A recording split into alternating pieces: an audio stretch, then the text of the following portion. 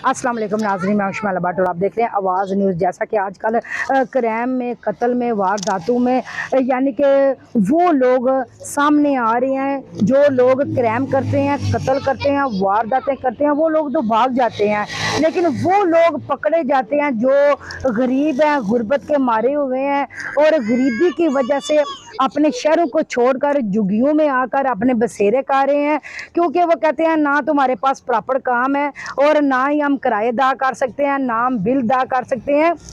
और हम इस जगह पे 30 से 35 साल से रह रहे हैं। हमारे यहाँ पर रिकॉर्ड है, आज तक हमारे ऊपर किसी किस्म की कानूनी कार्रवाई नहीं हुई, ना किसी किस्म के पर्चे हुए हैं और ना कभी हमारी झुग्गियों में पुलिस आई है, क्योंकि हमारे रिजल्ट बिल्कुल ठीक है, हम क्राइम से पाक हैं। और हम मीडिया का भी शुक्र अदा करते हैं कि जो पहली दफ़ा यहाँ पर आई है और इन्हीं से हम गुफ्तगू करते हैं इसी हवाले से। अस्सलाम वालेकुम जी सर, की हाल है? ठीक ठाक हो? पिछू किथे दे हो? पिछू असी मुल्तान ਤੇ ਇੱਥੇ ਕਿੰਨਾ ਚਿਰ ਹੋ ਗਿਆ ਜੇ ਰਹਿੰਦੇ ਆਏ ਆ? ਇੱਥੇ ਹੋ ਗਏ ਤਕਰੀਬਨ ਸਾਗੂ 30 ਤੋਂ 35 ਸਾਲ।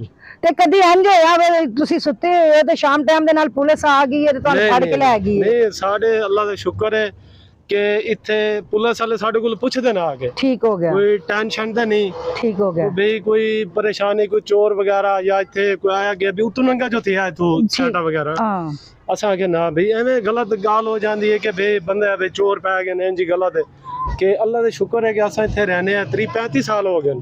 चौधरी मियाँ चौधरी सलीम जोड़ा साकू जानते इतने जेडे MP ने इतने ते अपना अपना अपना ना आ गया मियाँ भोला मेरे शहीद का बेटा, उनके सामने उथे घर है जी। ठीक हो, साकू अच्छी तरीके जानते। अल्लाह का शुक्र है इतने ना सकती कोई वारदाती है, ना कोई मसलन कोई सिस्टम वाले बंदे हैं, रोज ही कराने वाले मजदूर आदमी है। तुसी इत्थे सारे अपनी फैमिलियां नाल आए हो या मियां भी ते इत्थे तुहाडियां इज्जतां महफूज ने, तुसी अपना महफूज समझदे हो? शुक्र अल्लाह दा महफूज है, अल्लाह दी रहमत। जी चाचा जी, तुसी की राय च दसना चाहोगे कि ए जेह्ड़े क्राइम होंदे ने फिर तुहाडियां सख्तियां आ जांदियां ने, ए ते तुसी आवाम नूं की कहना चाहोगे?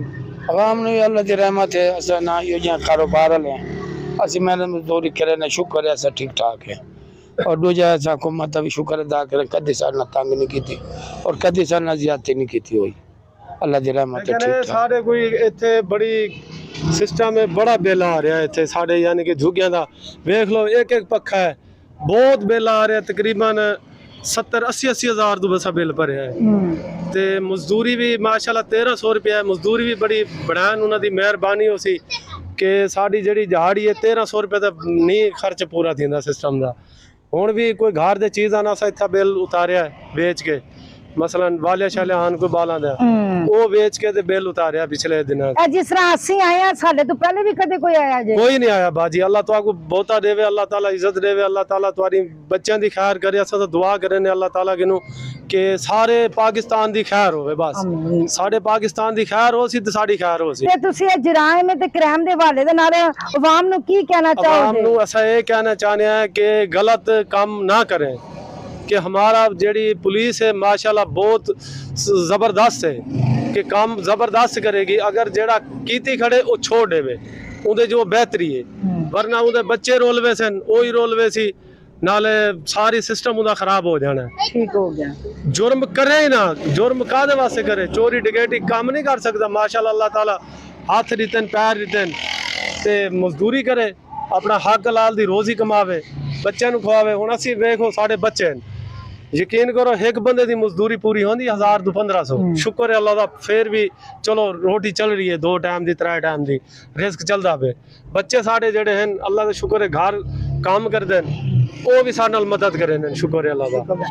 जी नाज़रीन, जैसा कि वो कह रहे हैं कि आज तक हमें यहाँ पे रहते हुए 30 से 35 साल गुजर चुके हुए हैं, उसके दरमियान ना कभी हम पर क्राइम जुर्म आज तक नहीं हुआ, ना हम पर कभी रिपोर्ट वगैरह कभी नहीं हुई, ना कभी यहाँ पर पुलिस आई है। हमारी बेटी है और हमारी बीवी है, हमारे बहन भाई, हम यहाँ पर काफ़ी ज़्यादा महफूज हम अपने आप को समझा जाता है। यहाँ के जितने भी लोग हैं, बड़े बड़े ओहदेदार लोग हैं, वो हमारी इज़्ज़त करते हैं, हम उनकी भी इज़्ज़त करते हैं और हम अपनी पंजाब पुलिस को भी सलूट करते हैं। हैं और वो कह रहे हैं कि हम आप मीडिया का भी शुक्र अदा करते हैं कि आज तक उन्होंने यानी कि हमारे से पहले आज तक यहाँ पर कोई मीडिया वाला ना आया ना पूछा है।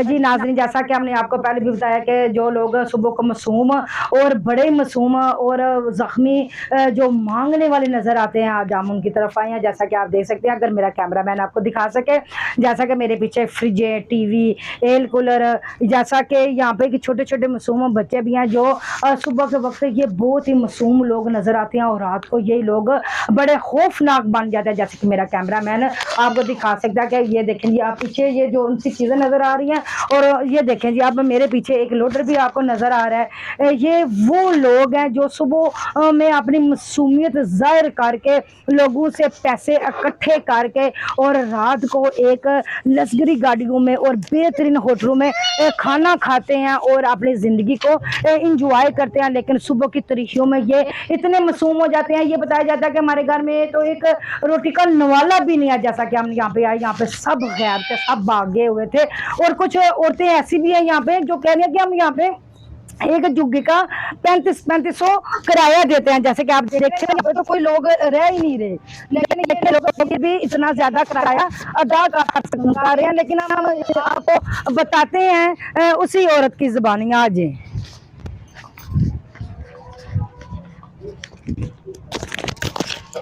जी की हाल है? ठीक ठाक हो?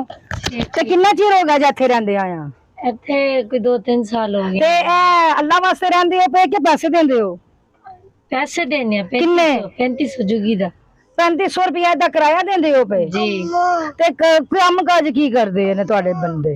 ਕੰਮ ਕਾਜ ਕੋਈ ਕਾਗਜ਼ ਚੁੱਕਦੇ ਨੇ, ਕੋਈ ਜੁੱਤੀਆਂ ਪਾਲਿਸ਼ ਕਰਦੇ ਨੇ, ਕੋਈ ਦਿਹਾੜੀ ਤੇ ਕਰਦੇ ਨੇ 3500 ਰੁਪਇਆ ਮਹੀਨੇ ਦਾ ਨਿਕਲ ਆਉਂਦਾ ਵੇ ਜੀ। ਕੋਈ ਫਿਰ ਅਗਲੇ ਮਹੀਨੇ ਦੇ ਦੇਣੇ ਆ, ਲੇਕਿਨ ਦਿੰਦੇ ਹੈ। ਤੇ ਬੱਚੇ ਕਿੰਨੇ ਨੇ? ਮੇਰੇ ਜੀ ਤਿੰਨ ਨੇ।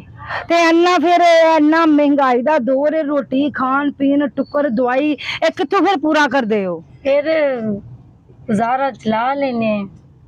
ਲੇਕਿਨ ਕਰਦੇ ਨੇ, ਕੋਈ ਮੰਗਣ ਗਏ ਨੇ। ਇਹ ਵੇਖੋ ਇੱਧਰ ਸਾਰੇ ਜੁਗੀਆਂ ਖਾਲੀ ਨੇ, ਜੀ ਮੰਗਣ ਟੁਰ ਗਏ ਨੇ। ਅੱਛਾ, ਕੋਈ ਮੰਗਣ ਗਏ ਨੇ, ਕੋਈ ਕੰਮਾਂ ਤੇ ਗਏ ਨੇ। ਮੈਂ ਵੀ ਕੰਮ ਕਰਕੇ ਆਈ ਠੀਕ ਹੋ ਗਿਆ ਜੀ।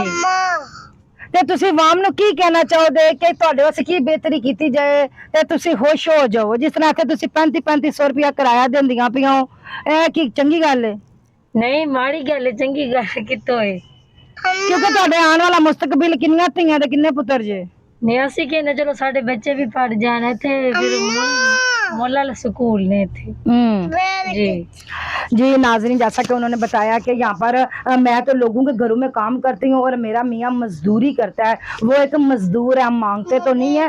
बहरहाल जो हमारे साथ जो दाएं बाएं लोग रहते हैं वो मांगते भी हैं, शूज़ पॉलिश करते हैं, कूड़ा करकट उठाते हैं, कागज़ उठाते हैं और रात को आके खाना खाते हैं। लेकिन ये कहते हैं कि मैं लोगों के घरों में काम करके इस जुग्गी का, जैसा कि अगर मेरा कैमरामैन आपको दिखा सके, वो इस जुग्गी का जो है 3500 रुपया ये इस खेली जुग्गी का किराया दे रही है। ना तो किचन है तो ना वॉशरूम है। वो कहती है ना तो हम यानी कि यहाँ पे पानी भी नहीं है। वो कहती है मैं लोगों के घरों में काम करती हूँ, काम करके मैं, मेरी 2 बेटी हैं, एक बेटा है, जिसकी परवरिश के लिए मैं लोगों के घरों में काम करके उन्हें, मेरा भी दिल करता है कि मेरे भी बच्चे अच्छे स्कूल में जाएं, पढ़ाई करें, लिखें और मेरा फखर से नाम बुलंद किया जा सके। जैसा जुड़े रहे मेरे चैनल आवाज़ न्यूज़ के साथ। अल्लाह निगहबान। आवाज न्यूज, हर लम्हा बाखबर।